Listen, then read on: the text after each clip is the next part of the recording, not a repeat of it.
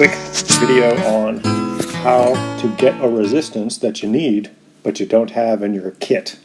So we have these two things called series and parallel resistor addition formulas.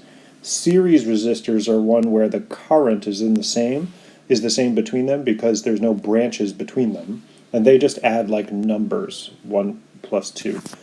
Parallel resistance, if you add in parallel, that means they have the same voltage across them.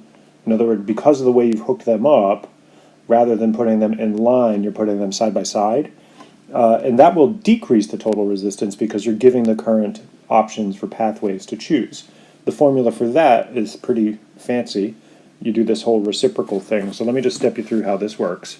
For these two values of 100 ohms and 50 ohms in parallel, you would say 1 over 100 plus 1 over 50, and then you need to undo that with a reciprocal at the end. So we would have 1 over 100 plus 1 over 50 is the same as 1 over 100 plus 2 over 100, which gives you 3 over 100, and then the reciprocal of that is 100 over 3, which is 33 ohms.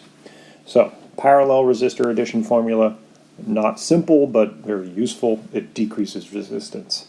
So here's an example. Let's say that you need 8,000 ohms, but you've only got 10,000 ohms and 4.7 ohms in your kit.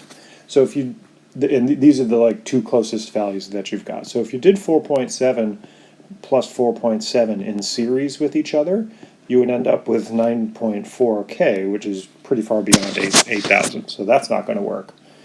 So then you might want to take a parallel resistor approach and see what you can do with the 10K. Like for example, what if you did a 10K in parallel with another 10K?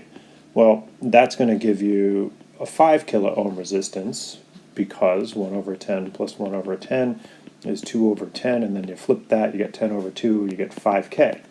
So, I don't know. You kind of have to play around with things.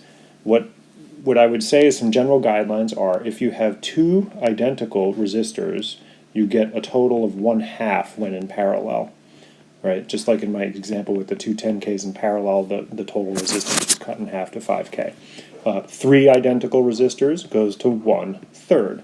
So for example, if I did 3 10Ks in parallel, I would have 10 over 3, and then that would end up being 3K. So the solution to this problem, which you kind of just have to do by trial and error and maybe some clever conversation or questions with me, you would say, if I took 3 10Ks in parallel and then added to that in series a 4.7, I get exactly 8K, right? Because this is 3.3 kilo ohms plus 4.7 kilo ohms, and that is 8 kilo ohms. All right?